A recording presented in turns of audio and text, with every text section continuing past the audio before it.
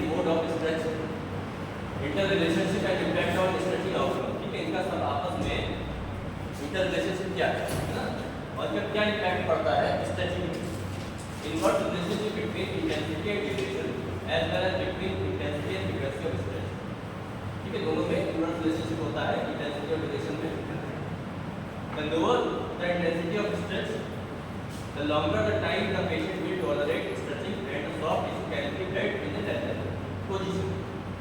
Okay, the lower the intensity of stretch, the stretch की intensity है उसकी कम होगी, the longer the time, तो टाइम अपना बढ़ जाएगा। The patient will tolerate stretch, मतलब जितना आप धीरे-धीरे स्लो स्ट्रेचिंग दोगे, इंटेंसिटी दोगे, उतना पेशेंट की टॉलरेंस जो है ज़्यादा हो जाएगी, ज़्यादा देर तक करा देगा। And soft tissue can be held in lengthen position, और जो सॉफ्ट टिश्यू आपका है वो लेंथन पोजीशन में, स्ट्रेच पोजीशन में मेंटेन रहेगा। फिर नेक्स्ट आता है higher the intensity, the higher the intensity the less frequently the stretching intervention can be applied to allow time for tissue healing and reconstruction of residual muscles soreness. ठीक है, अगर intensity high है, muscle जोड़ना बहुत ज़्यादा चल लो, पहले भारी बन गया था, थकान जैसा हो जाता है, उससे बहुत उसमें लैक्टिक एसिड फॉर्मेशन हो जाता है। लैक्टिक एसिड नहीं है तो थकान, मतलब जैसे कोई भी चीज़ और एक्सरसाइज कर दी ना, कोई भी काम बहुत कर दिया तो मसल सोल्डर से तो आप लोग छोड़ दिया, अगर खाली कम हो गया, थकान हो गई है, उससे बोलते हैं मसल सोल्डर।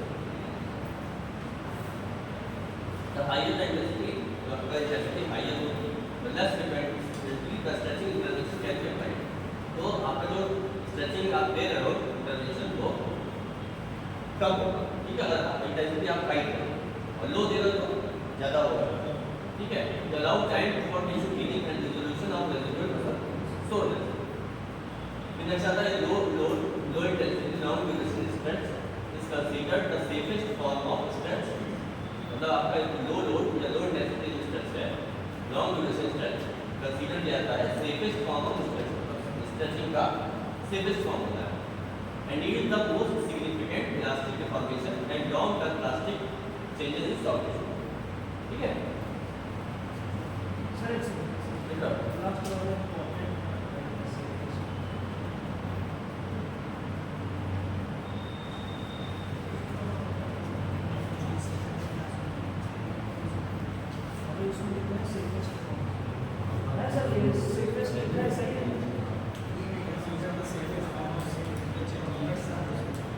सेफेस्ट फॉर्म माना गया ये वाला जो इंटेंसिटी में दे रहे हो लॉन्ग ड्यूरेशन, ये सेफेस्ट फॉर्म है स्ट्रेचिंग। और सर उसका लिखा है कि उसमें टॉलरेंस ज़्यादा नहीं होता सर। ये बीच में एक पैरा है द लोअर द इंटेंसिटी, तो इसमें तो लिखा है कि सर अच्छा हाँ ठीक है, वही से लिखिए हाँ टॉलरेंस ज़्यादा कर देगा।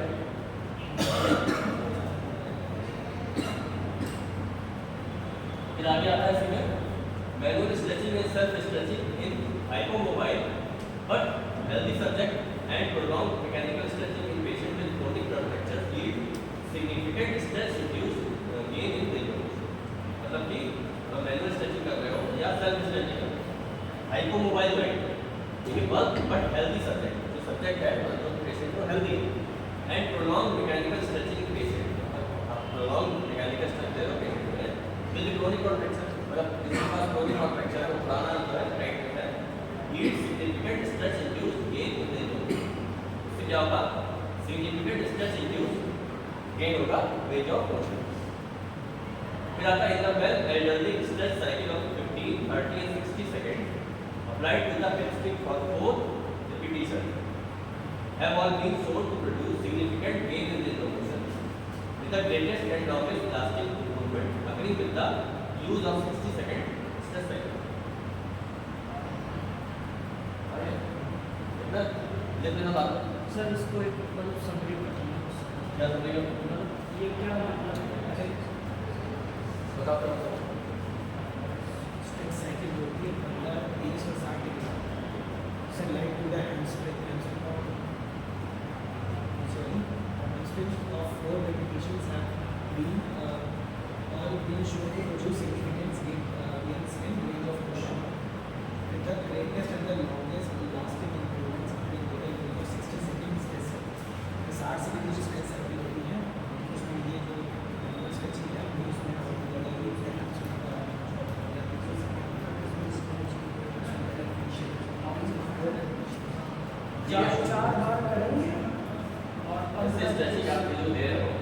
एक बार में कई इसको लोगे कंपल्सरी एक साथ दे दो तो साथ दो लगेगा या फिर ओवर स्ट्रेस हो जाएगा। मैंने 15 दो सेकंड्स के लिए पहले कोई आया तो 15 सेकंड स्ट्रेस दिया आपने, फिर थोड़ा देर बाद 30 सेकंड कर दिया, फिर 60 सेकंड धीरे धीरे करके आपको उसको इम्प्रूव करना पड़ेगा, एकदम से नहीं स्टार्ट कर देना है ना।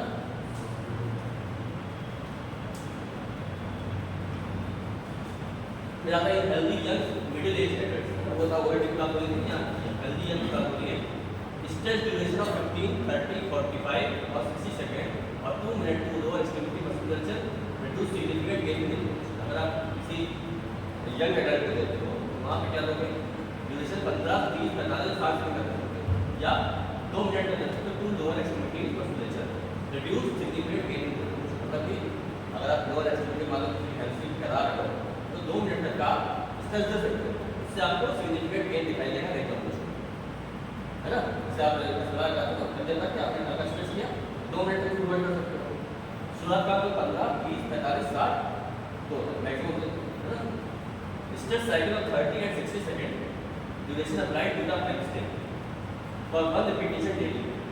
तो स्ट्रेच साइकिल आपकी होगी 30 और 60 सेकंड की ड्यूरेशन की applied to the next day, next day जो अप्लाई कर रहे हो फॉर वन रिपीटेशन डेली, ठीक है। डेली रिपीटेशन से करना है। Are both more effective than one repetition daily of 15 second stretch cycle but are equally effective when compared to each other. 2 repetition daily of 30 seconds. Static stretch of the hamstring yield significant gain in hamstring flexibility similar to those seen with 6 repetition of 10 seconds static stretch daily. एक cycle चली हुई ना धीरे धीरे step by step process चलता है। मतलब exercise हम करते हैं साथ ही करते हैं, थोड़ा थोड़ा में करते हैं, 15 किया फिर 20 किया, ग्रेजुएट को दिया था वही बात नहीं है। Static stretches of the hip adductors for 15 seconds or 2 minutes produce equal improvement in respiration, ठीक है। आपका स्टैटिक स्ट्रेच जो होगा हिप एडक्टर्स का फॉर 15 सेकंड और 2 minute reduce equal improvement in, मतलब अगर आप स्टैटिक स्ट्रेच देते हो हिप एडक्टर्स का होंगे, हिप एडक्टर्स का होंगे, हिप एडक्टर का होंगे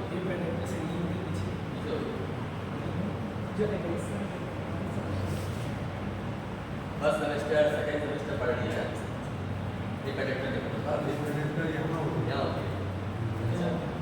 और आगे हम क्या बता रहे थे ना, सही बता रहा है एडक्टर ये होती है ये यहाँ होता है, ये यहाँ कैसे होते हैं बोलने की चीज़ एडक्टर बाहर हो गई एडक्टर अंदर हो गई है ना। तो static stretch of the hip adductor for 15 second तक आप हिप एडक्टर का स्ट्रेच करते हो 15 सेकंड और 2 मिनट करते हो तो produce equal improvement in resistance. तो अब दोनों का जो इंप्रूवमेंट आएगा वो इक्वल आएगा, चाहे 2 मिनट करो चाहे 15 सेकंड, ठीक है। There seem to be no additional benefit to holding each stretch cycle beyond.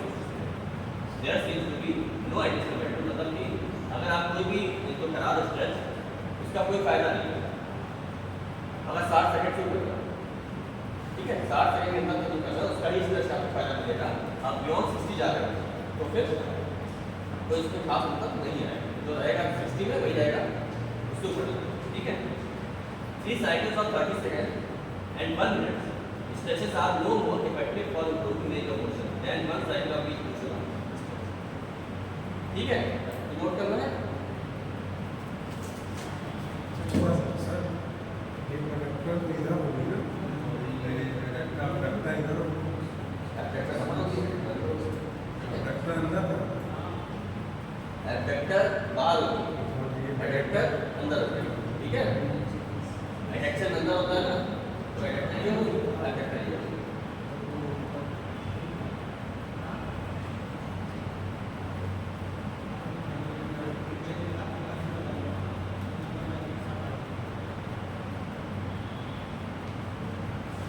Clear? हाँ सर हो गया।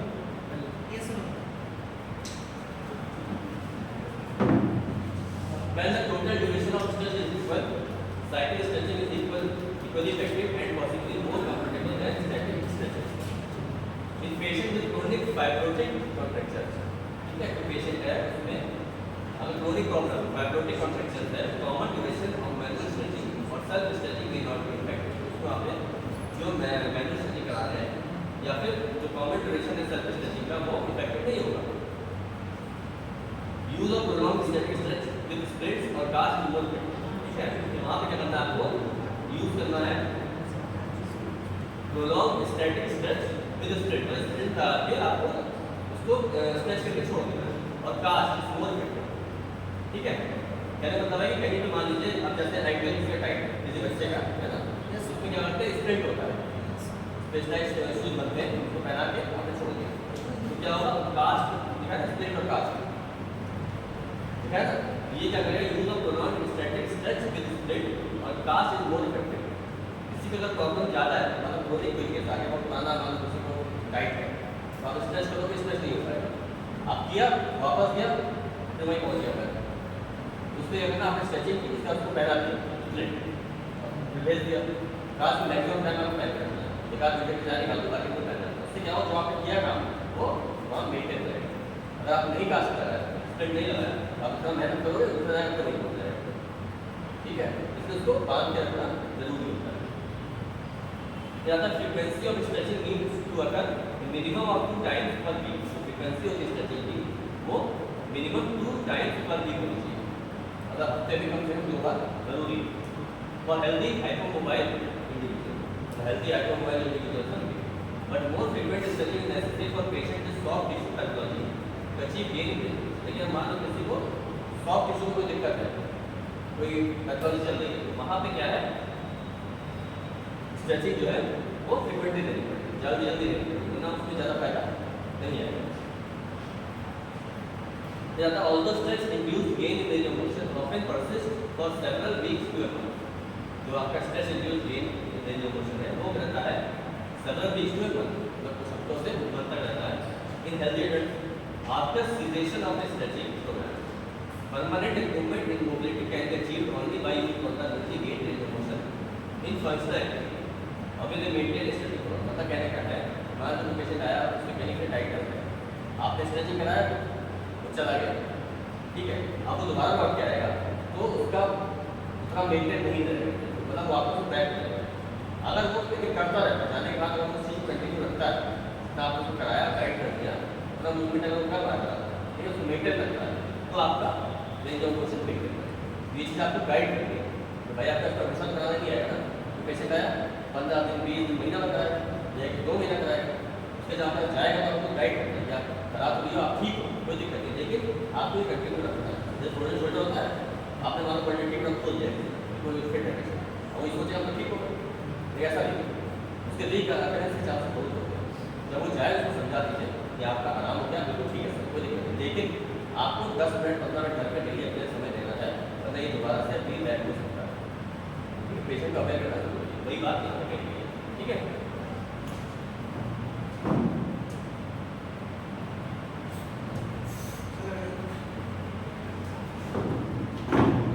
टाइप ऑफ स्ट्रेचिंग, स्ट्रेचिंग कितने टाइप की होती है? पहला होता है स्टैटिक स्ट्रेचिंग। स्टैटिक स्ट्रेचिंग क्या होती है? सर स्टिल होके खड़े होके स्ट्रेच करना, खड़े होके नहीं, स्टैटिक मतलब रोक दो, जैसे होता है स्ट्रेट हाथ दोगे किसी मामले बन जाए ऐसे है वो नहीं ज़्यादा, उसको खींच के बांध के छोड़ दिया, ठीक है, आधे घंटे 2 घंटे के लिए, ठीक है, वो होगा आपका स्टैटिक स्ट्रेचिंग। फिर आप cyclic intermediate stretching, cyclic intermediate क्या होगा मतलब कराया छोड़ा फिर कराया हाँ साइक्लिंग मतलब इंटरमीडिएट बार बार करना। बैलिस्टिक फिर आता है proprioceptive neuromuscular facilitation stretching, PNM. ये पीएनएम मतलब होता है जो कि हम काम कर रहे हैं तो हमारा वर्किंग पैटर्न है, जैसे मान लीजिए कोई बात आता है सर आपने से आता है सर बंद कर दो सीन इसको सवाल हो गया सर ऊपर खुला हुआ आ जाएगा सर आप पढ़ाई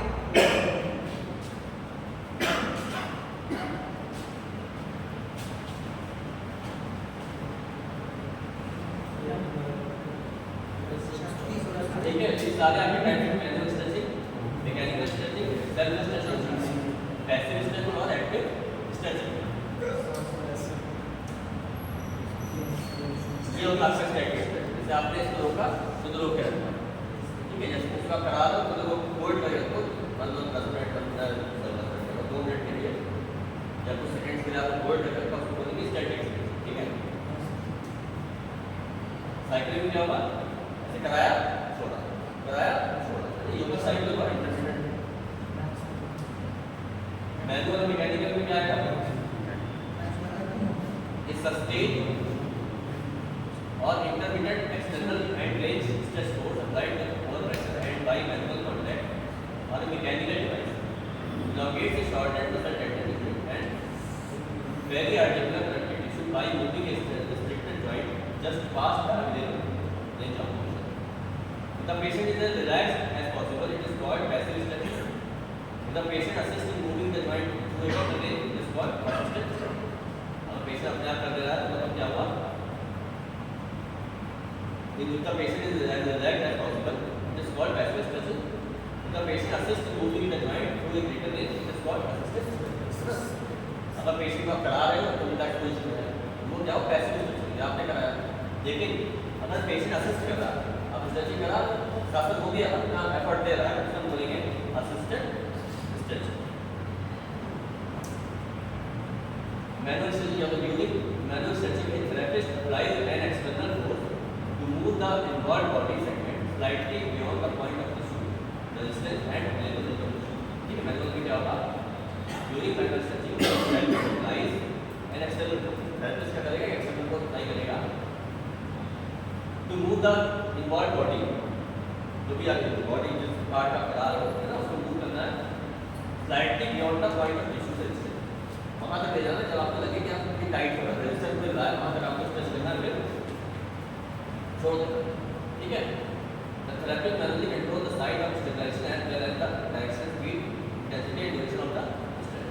Therapist को क्या करना, मैनुअली कंट्रोल करना है the site of stabilization as well as the direction, speed, intensity and duration of stretch. ये सारा कुछ कौन करेगा, थेरेपिस्ट, है ना। उसको अपना सब कंट्रोल करना है मैनुअली। मतलब आप करा रहे हो, आप अपना कंट्रोल करते हैं कि आप कितनी ताकत लगानी चाहिए, कितनी देर के लिए लगानी चाहिए, किस तरह से लगानी है, इसका आपको ध्यान रखना है, वरना ज़्यादा करा दिया तो दिक्कत हो जाएगी। Manual stretching can be perform passively, ये जो पैसिवली परफॉर्म की जाती है with assistant from the patient और even independently by the patient. Manual stretching usually employs a controlled end range static progressive stretch applied at an intensity consistent with the patient's comfortable, held for 50 to 60 seconds and repeated for at least several repetitions. Points to consider the use of manual stretch. क्या क्या आप point ध्यान रखते हैं, may be most appropriate in the early stage or a stretching program to determine how a patient respond to varying intensity or duration of stretch and when optimal stabilization is most critical, है ना।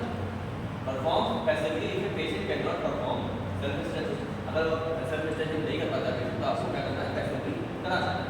Owing to lack of neuromuscular control of the body segment to stretch.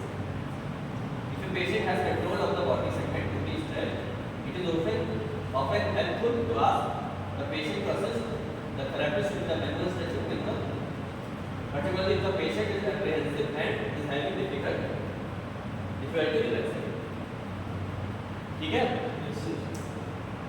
अब आता self stretching क्या, तो manual stretching बात हुई तो कोई कराएगा, सेल्फ स्ट्रेचिंग अपने आप करना। सेल्फ स्ट्रेचिंग जब also referred to as flexibility exercise और एक्टिव स्ट्रेचिंग, ठीक है। ये क्या एक्टिव स्ट्रेचिंग बोलते हैं इसको, जो अपने आप कर रहे हैं, और self flexibility exercise is a type of stretching procedure the patient carries out independently after careful instruction and supervised practice.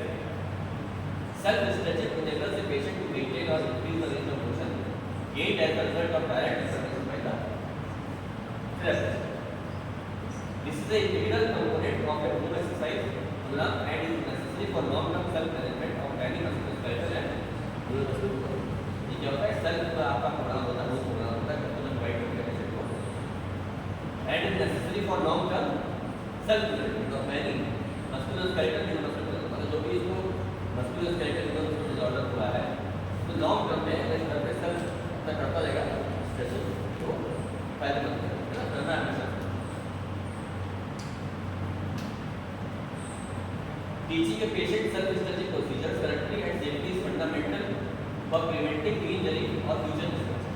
आप किसी को बता पेशेंट को करके सेल्फ स्ट्रेचिंग तो सही से बता रहे हो correctly and safety is fundamental for preventing injury और future destruction. Proper alignment of the body और body segment is critical for effective service. ठीक है, आपका बॉडी का अलाइनमेंट है वो प्रॉपर होना चाहिए इफेक्टिव सेल्फ स्ट्रेचिंग। अगर सेल्फ स्ट्रेचिंग आपको करनी है अच्छे से तो आपका बॉडी का अलाइनमेंट जो प्रॉपर होना चाहिए। Sufficient stabilisation of either the proximal of distal attachment of the shorted muscle. Static stretching with a 30 to 60 second duration for repetitions considered the safest type of stretching. फिर आता है mechanical stretching. सबसे पहले manual फिर self अब mechanical. Manual में आप क्या करते हैं, हम लोग प्रैक्टिस कराता है, सेल्फ में पेशेंट अपने आप करता है, मैकेनिकल में किसी डिवाइस के थ्रू या किसी मशीन के थ्रू करते हैं। Mechanical stretching device apply very low intensity stress force over a prolong period of time to create relatively permanent tensing of soft tissue presumably due to elastic response, है ना। तो इसमें क्या करता है कि लो इंटेंसिटी लेनी है, लो फ्रीक्वेंसी लेनी है लेकिन लॉन्ग ड्यूरेशन, वहाँ पे अप्लाई करेंगे मैकेनिकल, है ना। The equipment can be as simple as cup weight or weight pulley system or as sophisticated as some adjustable orthopedic or automated stretching machine. ठीक है, मतलब इसमें क्या क्या आप कर सकता है, वेट का साथ है तो यहाँ वेट मान लो लटका रहेगा तो स्ट्रेच हो रहा है। दूसरा क्या है, sophisticated as some adjustable orthopaedic आती है, जैसे आप यहाँ पहनाते हैं उसके जैसे ड्रॉप ऐसे ऊपर नहीं कर पा रहा, आपने पहना के बाद दिया फिर उसमें कुछ ऐसा स्क्रू लगा हुआ, आप टाइट किया ऐसे हो गया, ड्रॉ टाइट किया ऐसे हो गया, ड्रॉ टाइट किया फिर ढीला किया। ठीक है, इस तरह से कॉम्प्लिकेटेड एडजस्टेबल ऑर्थोपेडिक बनाए जाते हैं जो काम। और ऑटोमेटेड स्ट्रेचिंग मशीनें होती है जिसका आपने चेयर बैठा दी, ऑटोमेटिक चेयर आपका हाथ उठाएगी ऐसे ले जाएगी, स्ट्रेच करेगी नीचे जाएगी, ऐसी पैर में बांध दिया आपने, पैर को उठाया नीचे, वो सब मशीन होती है ना। These mechanical stretching devices provide either constant load with variable displacement or constant displacement with variable load। ये क्या करेंगे, these mechanical stretching device क्या करेंगी, provide either a constant load, like constant load नहीं with variable displacement, है ना, और constant displacement with variable load, दोनों चीजें करेंगे।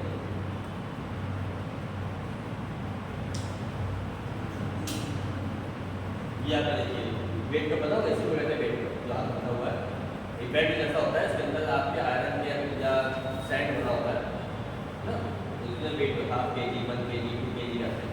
तो पेशेंट को आप स्ट्रेचिंग एक्सरसाइज कराओगे तो उसमें कराओगे उसके अलग से करा सकते हो, उसको क्या करते हैं आप बांध करेंगे जैसे डब्बल बांधे ना वैसे ही पेशेंट को डब्बल बांध पाएगा, उसके हाथ बांधना ये बेड बांध दिया अपना आप ध्यान करना, जब आपकी क्लिनिक पे आया तभी आपने बांध दिया उसको कहो ये बंदा करो करना।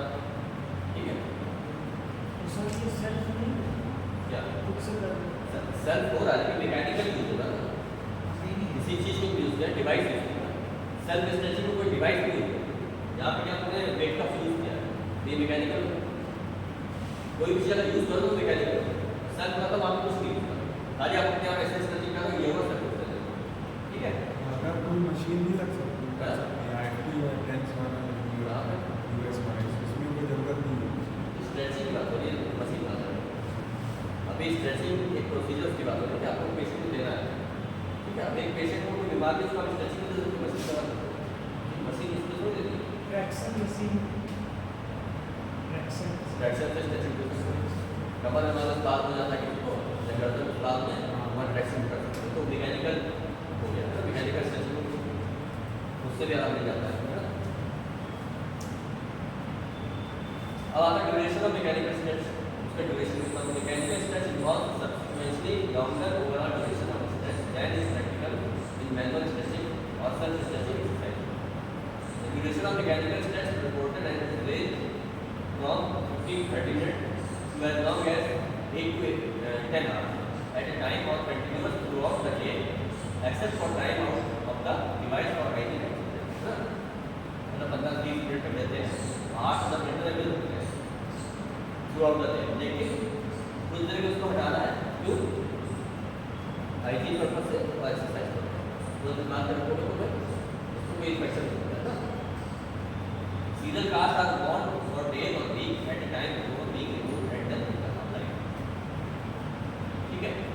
The time frame is dependent on the type of device required, जो कि आप डिवाइस लगा रहे हो टाइम फ्रेम उसको अकॉर्डिंग करना है, जिस हिसाब से लगा रहे हो। The cause and severity of impairment and patient tolerance, और पेशेंट की टॉलरेंस है, ठीक है, मतलब पेशेंट नहीं बर्दाश्त कर पा रहा है तो फिर मतलब उसकी दिक्कत बढ़ जाती है, और उसकी जो प्रॉब्लम है उसकी सिवियरिटी को ध्यान देना है। मान लो उसको बहुत करंट स्वेलिंग है, आप स्ट्रेचिंग दिए जा रहे हो तो क्या होगा, दिक्कत बढ़ जाएगी। The longer duration of stretch are required for patients with chronic contractures as a result of neurological or musculoskeletal disorders than for healthy subjects with only benign hypotonia। उसके बाद आपका टॉपिक यहाँ तक हो गया, बात काफ़ी कुछ तो अच्छा हुआ है। ऐसा होता है कोई भी जरूर कर लो ना, खत्म नहीं करते मुझे लगा कि सही तो आपकी कोई नहीं चाहिए ये है proprioceptive neuromuscular facilitation stretching technique, ये होता है PNF टेक्निक बोलते हैं इसको।